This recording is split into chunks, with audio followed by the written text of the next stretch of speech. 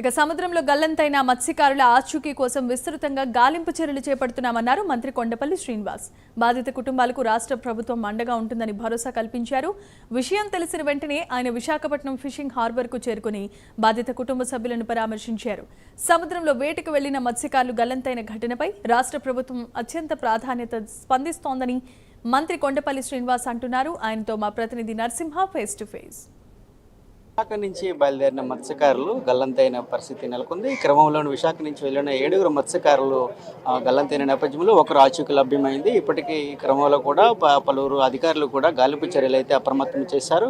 ఈ యొక్క సహాయ చర్యల్లో భాగంగా అధికారులు కూడా పలువురు ఇప్పటికే పలు చర్యలు ప్రమాదం చేయగా మంత్రి కొండపల్లి శ్రీనివాస్ కూడా సంఘటనా స్థలంలో ఏదైతే ఫిషింగ్ హార్బర్ని సందర్శించి ఎవరైతే మత్స్యకారుల కుటుంబాలను వారితో కూడా మాట్లాడే ప్రయత్నం చేశారు. ఈ ప్రమాదం గల కారణాలపై కూడా పలు సూచనలు కూడా సిబ్బందికి చూశారు. ఇప్పటికే కూడా సిబ్బందికి కూడా పలు సూచనలు చేసిన సందర్భ నేపథ్యంలో ఆయా సందర్భాన్ని బట్టి కూడా ఇప్పటికే సూచనల నేపథ్యంలో కూడా సందర్భాన్ని బట్టి ఆయా అధికారులు అధికారులతో పాటుగా పలువురు నేతలు కూడా ఈ సంఘటనా స్థలానికి చేరుకుని సంఘటన సంబంధించి కూడా పలు అధికారులు కూడా సంఘటన సంబంధించి కూడా ఘటనా స్థలానికి చేరుకున్న మంత్రి కొండపల్లి శ్రీనివాస్తో కూడా మనం ఈ యొక్క ఘటన సంబంధించి మరిన్ని వివరాలు అడిగే ప్రయత్నం అయితే చేద్దాము. అదే చూసుకుంటే ఏదైతే ఈ యొక్క మత్స్యకారులు వెళ్ళి 48 గంటలైన కూడా ఇప్పటి వరకు కూడా ఆచూకీ కనపడకపోవడంతో కూడా వారి యొక్క తల్లిదండ్రులు వారి యొక్క బంధువులు కూడా ఆవేదన పరిస్థితి నెలకొంది. ఇక మత్స్యకారుల గల్లంతుపై కూడా ఇప్పటికే మంత్రి కొండపల్లి శ్రీనివాస్ అయితే ఏదైతే ఫిషింగ్ హార్బర్లో ఉంటే మత్స్యకార కుటుంబాలను కూడా సందర్శించారు. వారిపై ఏదైతే ప్రభుత్వం నెలకొల్పుతున్న ఏదైతే ఆ యొక్క చర్యలను కూడా ఇప్పుడు మాట్లాడే ప్రయత్నం అయితే చేద్దాము. చెప్పండి, అయితే ఇప్పుడు ఈ ఘటన దురదృష్టకరం అని చెప్పొచ్చు. ఇప్పటి వరకు కూడా 24 గంటలైన కూడా ఆచూకీ లభ్యం అవ్వడం కూడా ఒకవైపు ప్రభుత్వ యంత్రాంగం కూడా ముమ్మర ఏర్పాట్లు చేస్తుంది. ఒక సాడ్ ఇన్సిడెంట్, బాధాకరమైనటువంటి సంఘటన ఇది. అంటే రెస్క్యూ ఆపరేషన్స్ గౌరవ ముఖ్యమంత్రి గారు అన్ని డిపార్ట్మెంట్స్కి గైడ్ చేయడం జరిగింది. అటు నావల్ బోట్స్ని రెస్క్యూ ఆపరేషన్స్ దించడం జరిగింది, హెలికాప్టర్స్ దించడం జరిగింది. అలాగే రెస్క్యూ ఆపరేషన్ ఉన్నటువంటి బోట్స్ని కూడా పెట్టడం జరిగింది. ఎప్పటికప్పుడు ఆయన సమాచారం తీసుకుంటున్నారు. అంటే ఆర్టీజీఎస్ ద్వారా ఉన్నటువంటి ఫిషర్మ్యాన్ కమ్యూనిటీని ఎక్కడ ఉండొచ్చు పాసిబుల్ ప్లేసెస్లో అన్నీ కూడా వెరిఫై చేస్తున్నారు. ఉన్నటువంటి ఫిషర్మ్యాన్ ఎటువంటి దుస్థితిలో ఎటువైపు స్విమ్ చేసి ఉండొచ్చు, వాళ్ళ పాసిబుల్ ప్లేసెస్ అన్నీ కూడా ఈరోజు రెస్క్యూ టీం అంతా కూడా వెళ్తున్నారు. చాలా ఇంటెన్స్ రెస్క్యూ కూడా చేస్తున్నారు. కొంచెం సీ లోపలికి బాగా వెళ్ళి కూడా చూస్తున్నారు. ఎక్కడైనా కొంచెం టైడ్స్కి ఏమైనా లోపలికి వెళ్ళి ఉంటే వాళ్ళు కూడా చూడడం జరుగుతుంది. ఏదైనాటికి లెట్స్ హోప్. ఇంకా rescue operation still on.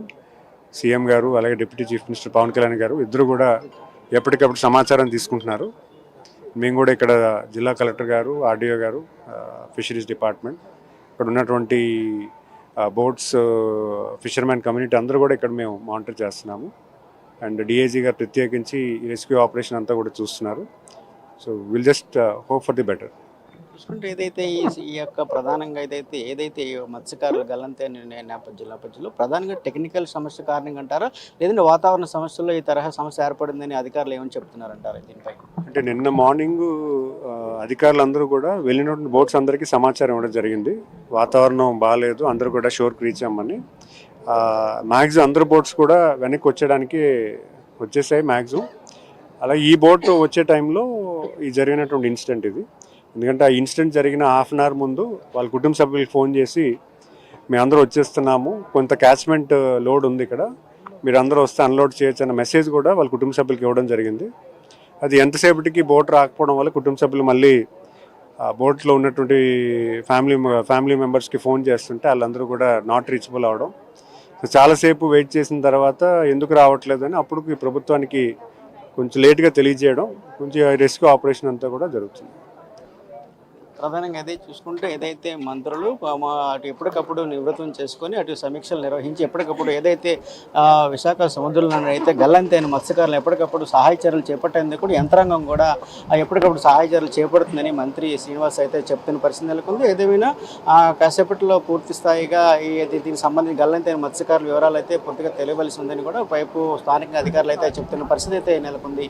Camera సుధాకర్తో Narasimha, Visakha.